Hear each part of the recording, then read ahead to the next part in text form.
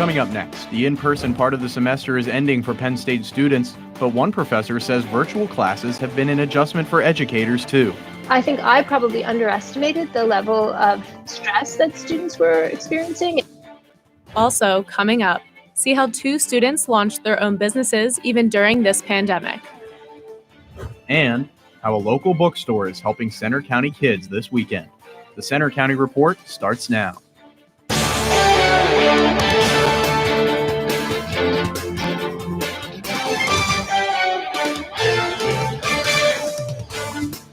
Good afternoon, I'm Rachel Velez. Thanks for joining us for the Centre County Report. And I'm Joe Skinner. We begin with breaking news. Centre County's new COVID numbers are just in. There are 91 more positive cases since yesterday.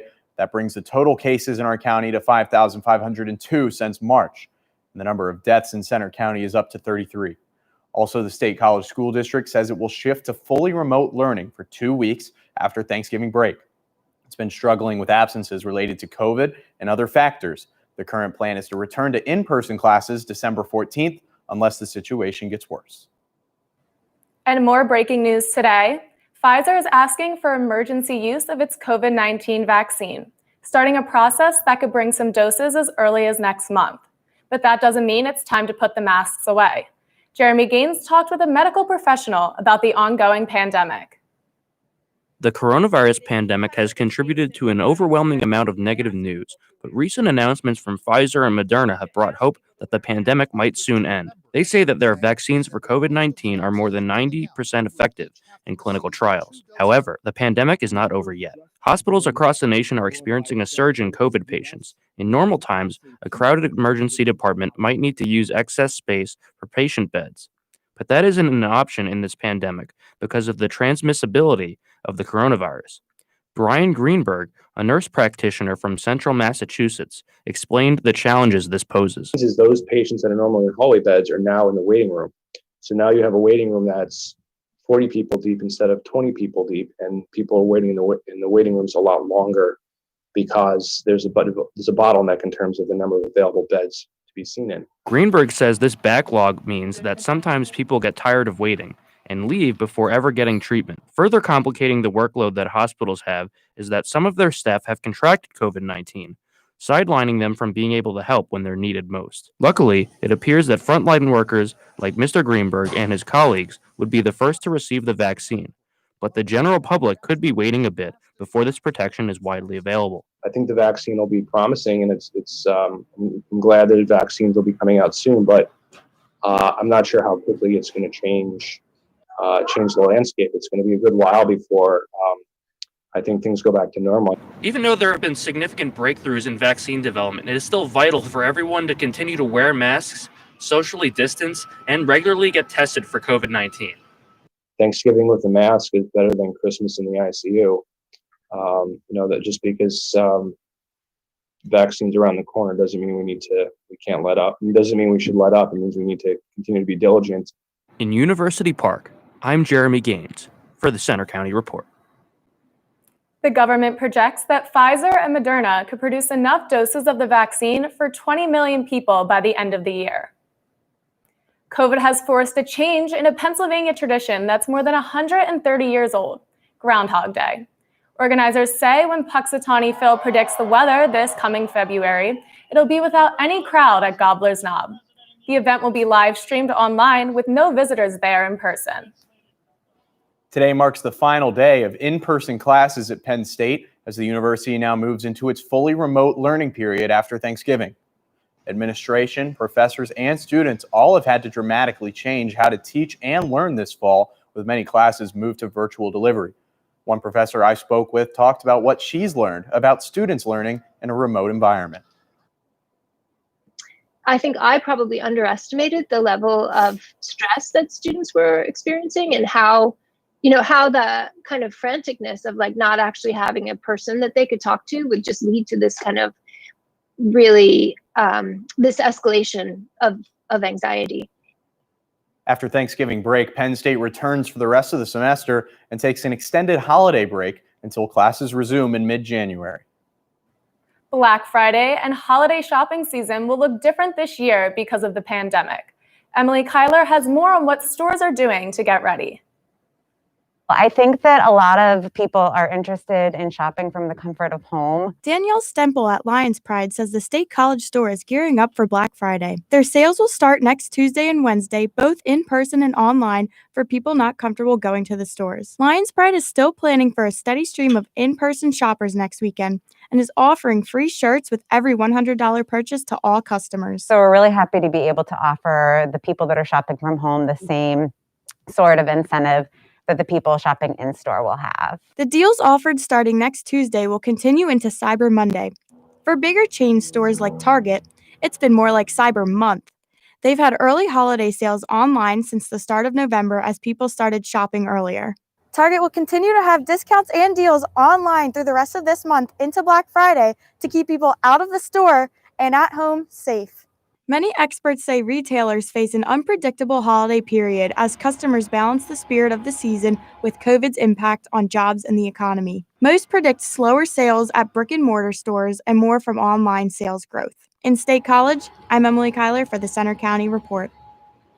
Some experts say e-commerce sales may have a record year-over-year growth of at least 40% in November and December combined. Most people have heard about the Central Park Five, the group of young defendants falsely accused of assaulting a jogger in New York.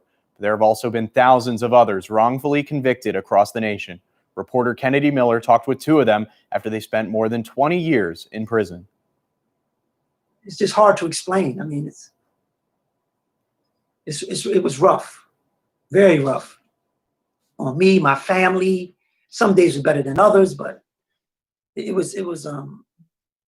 traumatizing.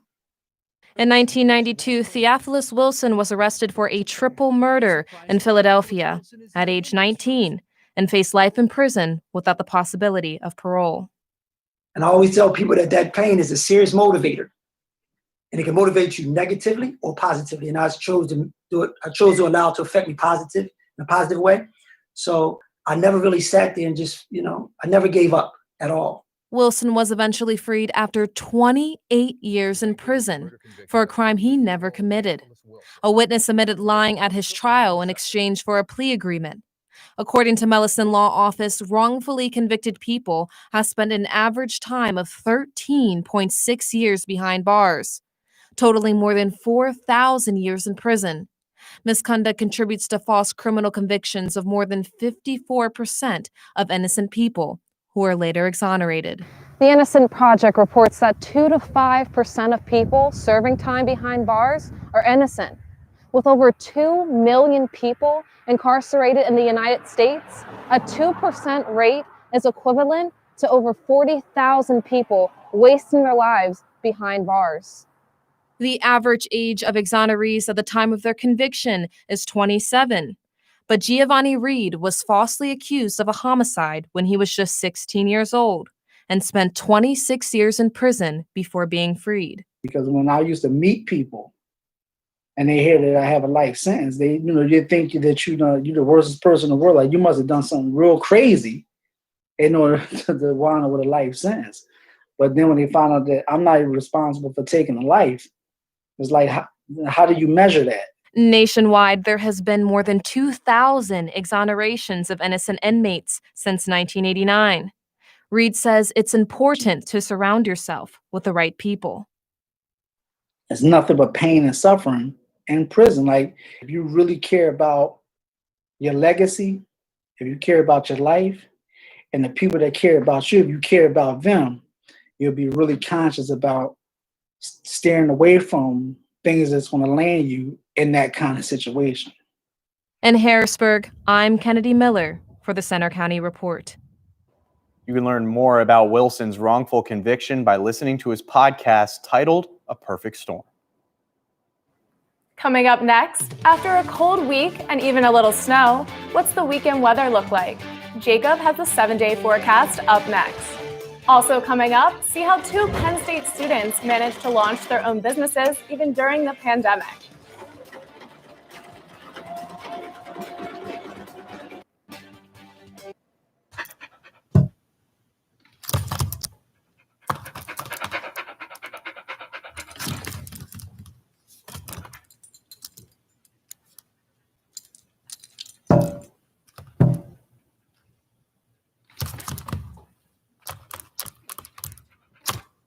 There's a shelter pet who wants to meet you. Meet one today. Visit theshelterpetproject.org. Adopt.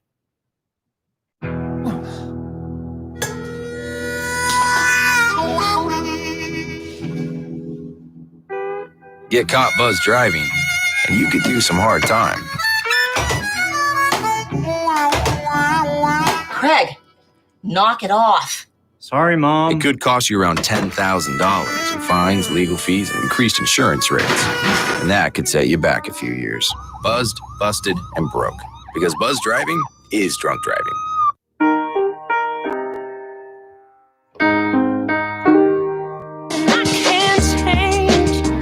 Even if I tried, even if I wanted to.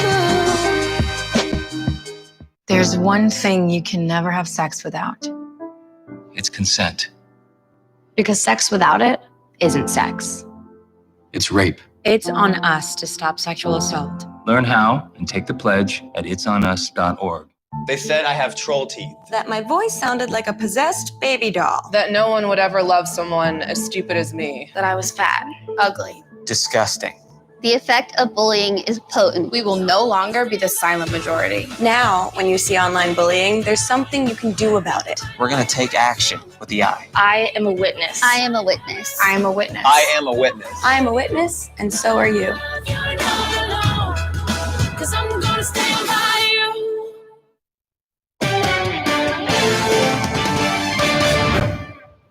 Trying to start your own business is always a challenge, but add a pandemic and a full load of college classes to the mix, and now you have a real challenge.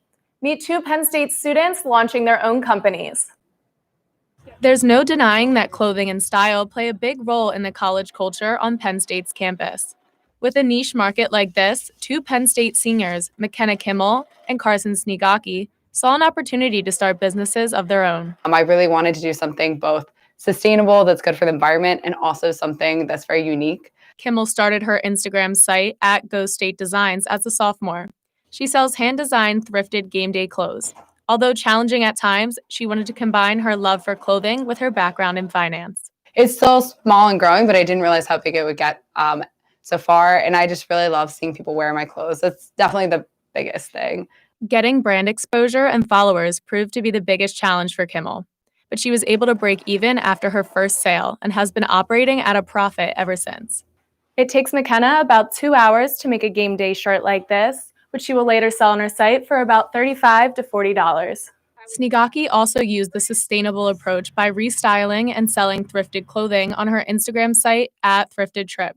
She started the business with her younger sister Devin during quarantine as a creative outlet. It was important to us just to have something to do together, and it's been really fun, honestly, because like I said earlier, it's our passion. We already thrift shop like in general, so it's been really fun putting that on Instagram for other people to see.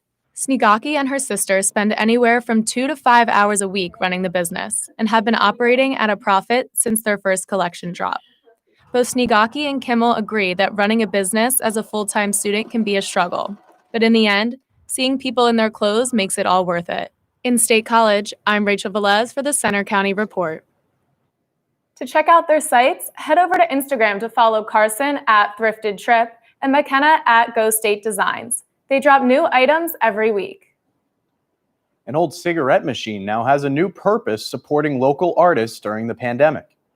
The Art2Go vending machine is now sitting in downtown State College. The idea came to Julie Verdon and her partner Kieran Holland after brainstorming ways to help struggling artists.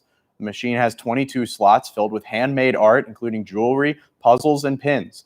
Anything small enough to fit a cigarette-sized box can be sold, while also promoting artists' online stores. Verdon says they're working on adding a credit card feature to the machine, and they're always looking for local artists and Penn State students to participate. So the person purchasing the item, it doesn't know exactly what they're going to get, and they kind of have to go into it knowing it might be a bit of a surprise, but that's part of the fun of the machine too.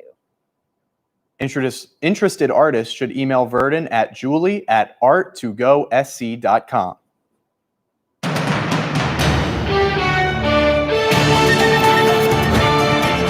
Good afternoon, everyone. Our warm-up continues today, and it's a gorgeous conclusion to the work week as you're taking a live look outside at Mount Nittany with plenty of blue skies out there. right now, a temperature at 64 degrees, quite mild for this time of year. Winds out of the west-southwest at 14 miles per hour, ushering in that much more mild air mass. And that'll stick around briefly over the next couple of days. But man, what a difference a couple of days makes in terms of weather here in Pennsylvania. On Wednesday, just a couple of days ago, we had snow squalls moving through our area. High temperature only made it up to 33 degrees.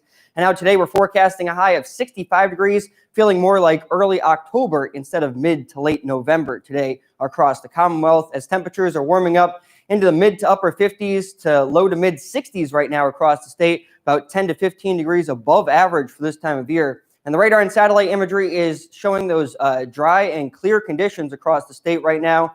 And across the entire lower 48, not a whole lot of weather happening, just a really weak cold front across the Midwest. Otherwise, quiet weather conditions across the country. But our weather pattern will turn more active as we get into the next work week. So time this hour by hour for you with future weather. You see clear skies throughout the rest of the day today. Those clouds will be on the increase in the overnight hours tonight. We'll be seeing mostly cloudy skies throughout the day on Saturday, but the mild conditions will be around. And today and tomorrow are both great days if you're planning on traveling out of State College and home for Thanksgiving break. For the day tomorrow, a high temperature of 54 degrees here in State College with mostly cloudy skies. And then on Sunday, those couple of showers will enter our forecast in State College with a high of 43 degrees. And then in other cities across the Northeast, if you're home for Thanksgiving break, temperatures in the low 50s. In Pittsburgh, we'll see some rain enter the forecast. We can see that on Futurecast. This is starting off on Sunday morning, and we see the rain entering western Pennsylvania. This storm system will slowly progress eastward. The bulk of the precipitation will come through central Pennsylvania Sunday night and into Monday morning. That storm system will then exit the state. We'll be seeing clear skies on Tuesday of next week, but that active weather pattern will bring in another storm system for Wednesday and maybe even lingering around for Thursday of next week. Here's a 5-day temperature trend for State College. We'll see it the next couple of days with mild temperatures well above average for this time of year before temperatures will dip below average for the second half of your weekend and for a couple of days to start next week. Your 7-day forecast shows those dry conditions over the next couple of days before that storm system moves through Sunday night and into the day on Monday. Then we could see that secondary storm system move through Wednesday and maybe lingering into Thanksgiving on Thursday of next week. David, over to you with sports. Thanks, Jacob. Coming up next in sports, Penn State football is 0-4 heading into tomorrow's game. We're live at Beaver Stadium with the preview next. Also coming up, hockey season is underway. We'll take a look at one Penn State player with Minnesota ties after the break. Hamilton was adopted from a rescue in 2008. He really likes to be around people. And as soon as I start to make my breakfast, Hamilton is right there. I get out my mat and I'm doing a downward dog and he's underneath. He's quite the pug about town. He gets invited to a lot of parties. He knows he's a pretty big deal. I mean, look at this little face. How could you not love him?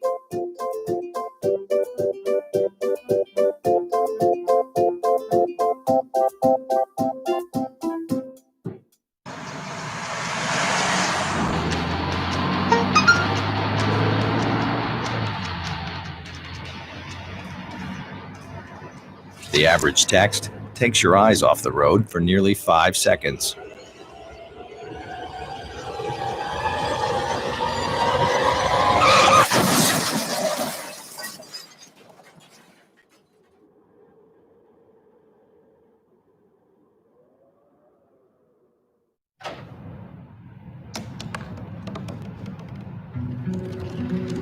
They said I couldn't dream. Called me a piece of trash and swore that's all I'd ever be.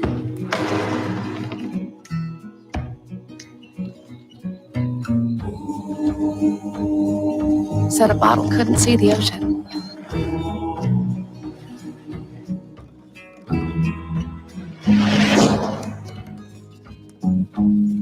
Give up. Go back to the dumpster. But I didn't listen. I made my way.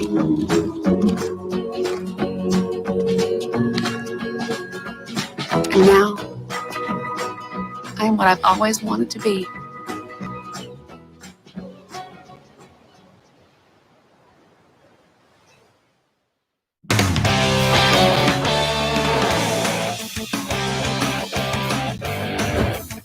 I'm David Hadar with sports. It's week 5 of the Big Ten football season, and Penn State takes on Iowa tomorrow. The Nittany Lions have had close games with the Hawkeyes over the years, but the team's 4-game losing streak to start the season might make this matchup more difficult. Reporter Summer Thomas is live at Beaver Stadium with the story. Summer? Hi, David. I'm here live outside Beaver Stadium with a little over 24 hours left until Penn State takes on Iowa right inside the gates behind me. Now, Penn State is in an unfamiliar position right now at 0-4, and they're looking to get their first win against the Hawkeyes after beating them the past 6 years in a row. Penn State is coming off a close but heart-wrenching loss against Nebraska, and the game revealed some of the Nittany Lions' weaknesses. Sean Clifford was benched in the second half after a costly interception that took the Lions out of the red zone, and Will Levis came in with guns blazing. He threw a near-touchdown 74-yard pass as well as a few other key completions and led the team to a near game-winning drive, which raises the question, who's starting this week against Iowa? We have not, made that decision or announced that decision yet. Obviously, Will, came in and did some good things and put himself in this position, and he's earned it. No different than Sean had earned the ability to be our starting quarterback last year and our starting quarterback to start the season. This second half team lived up to its reputation, outscoring the Cornhuskers 17-3 in the second half, but defensive shortcomings like poor coverage, letting Nebraska go up 27-6 in the first half, and the inability for the offense to score late in the fourth quarter when it became a one-score game led to the loss. However, captain and linebacker Jesse Luketa insists the team is still confident that they can get a win. Our confidence level is still there. There's a standard, a Penn State standard, and there's no reason for us to be first to have a drop off. We're currently not where we want to be, but we know that all that is in the past right now. The only thing we can be focused on is ensuring we do what we need to do to attack these next 5 games and finish strong. Once again, Penn State led in first downs and in total yardage, but 2 key turnovers ruined the Nittany Lions' chances for a win. Kickoff tomorrow is at 3:30 on BTN, and you can listen live on Penn State's comm radio. Live at Beaver Stadium for the Center County Report, I'm Summer Thomas. Back to you, David. Thanks, Summer. Penn State hockey returned to the ice in Minnesota last night after a long offseason. Christopher Hess has more on what it meant for one Minnesota native who has ties to both sides.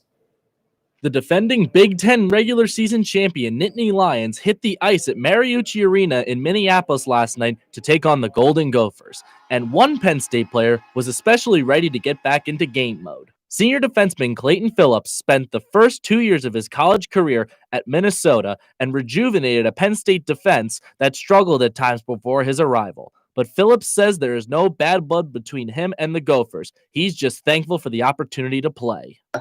More than anything, really just excited to get started and get playing with this group here.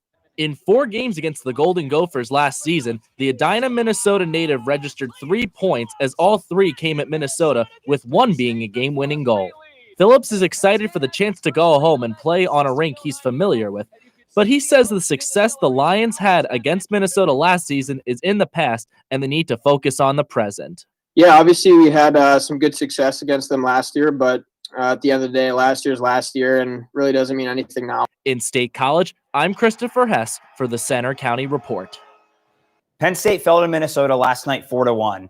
The Nittany Lions and Gophers face off again this afternoon with puck drop scheduled for 4 o'clock.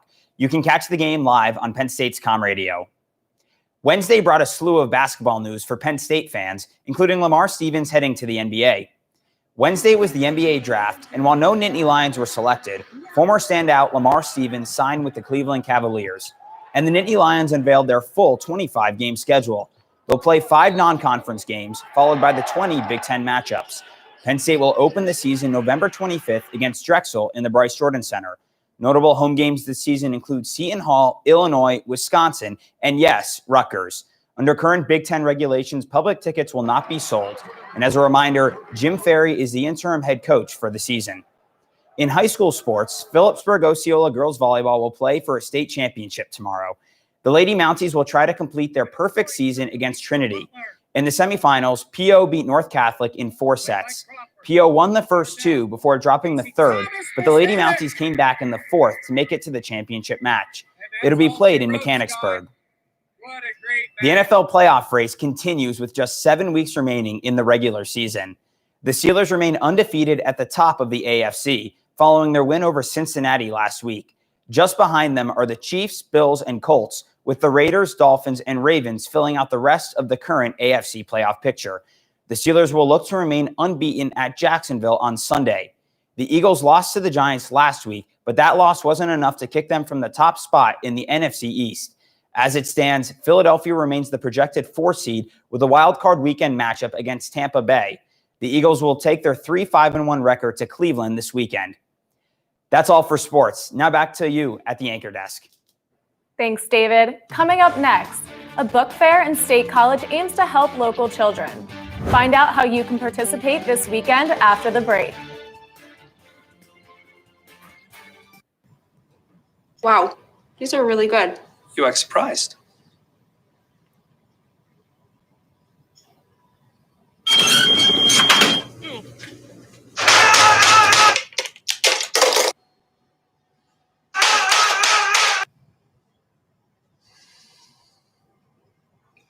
Practice makes perfect. You don't have to be perfect to be a perfect parent. There are thousands of teens in foster care who don't need perfection. They need you. I rescued Toast from a shelter in 2011. I love Toast because she's a lazy diva. Toast does whatever she wants, obviously. She's sleeping right now. She's an epic snuggler. She's so comforting. She's so loving. Toast makes me laugh. When I walked into the shelter, I knew right then that she was special.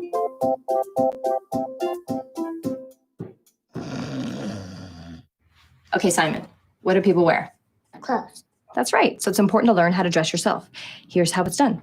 Shirt, underwear, pants, socks, shoes. Underwear, always first, name tag on the back. Then pants and shirt. Go ahead and put this on. Now with the shirt, you want to make sure the first button's right or you have to start all over again, okay? Socks left on left, right on right. Tying the shoes, we're going to take the laces, we're going to cross them over, we're going to turn around where the bunny goes down in the hole, pull it tight, and bunny ears. Got it? Most parenting is hard to do in just 2 minutes. But 2 minutes twice a day making sure they brush is easier, and it could help save them from a lifetime of tooth pain.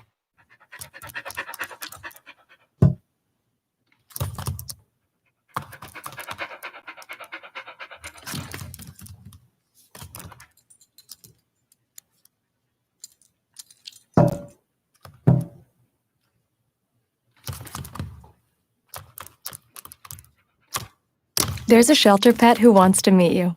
Meet one today. Visit theshelterpetproject.org. Adopt.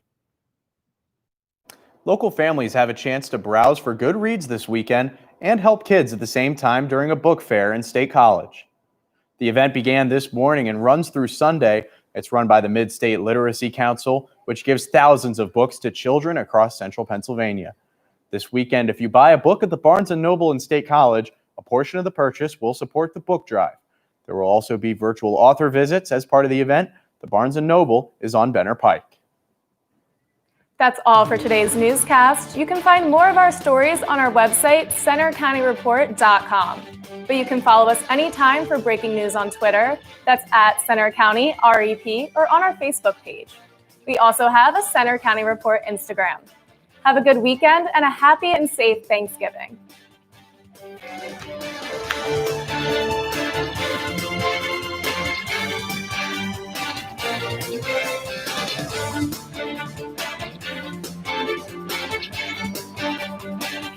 Thank you.